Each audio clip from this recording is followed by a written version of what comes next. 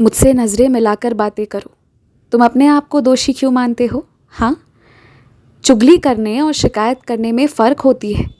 जो तुमने किया वो शिकायतें थी, जो बेहद ज़रूरी भी थी।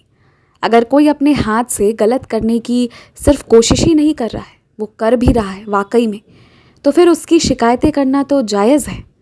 तो तुम जो कर रहे थे वो शिकायत था, और इसलिए अपने मन में भार मत रखो, कोई दुख मत रखो।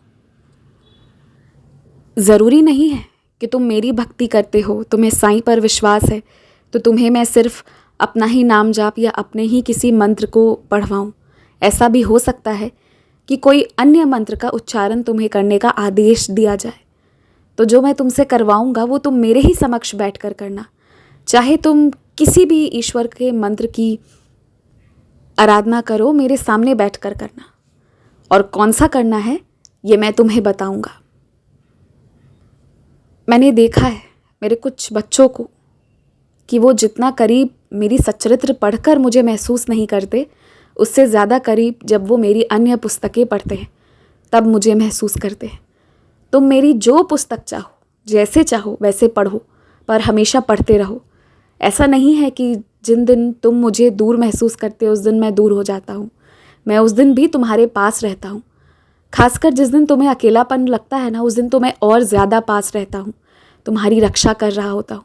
क्योंकि अक्सर अपनी परेशानियों में उलझकर तुम भूल जाते हो कि मैं तुम्हारे साथ हर पल चल रहा हूँ। और अब देखो मैं कैसे तुम्हें सब सिखाता चला जाऊँगा। अपनी बातों को रखना, अपने पक्ष को सही तरीके से प्रदर्शित करना, ये भी एक कला है। क्योंकि कई बार ऐसा होता है कि तुम बोलते सच हो, सारी बातें सटीक सटीक कहना चाहते हो, पर वो कह नहीं पाते, सिर्फ सच्चाई कहते रह जाते हो। याद रखना, सच्चाई में शक्ति होती है, लेकिन अगर उसे सुंदर तरीके से प्रदर्शित करोगे तो तुम्हारे शब्दों का वजन भी होगा, जो अब मैं तुम्हें सिखाऊंगा।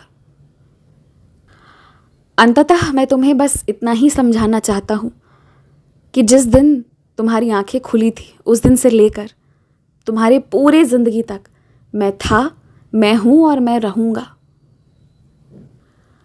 और हो सके तो कभी मेरी पूजा बिना किसी इच्छा के करो। क्योंकि कई बार तुम इतनी परेशानियों से घिर जाते हो कि पहले क्या कहना है ये तुम्हें समझ नहीं आता, तुम इस बात का चयन ही नहीं कर पाते।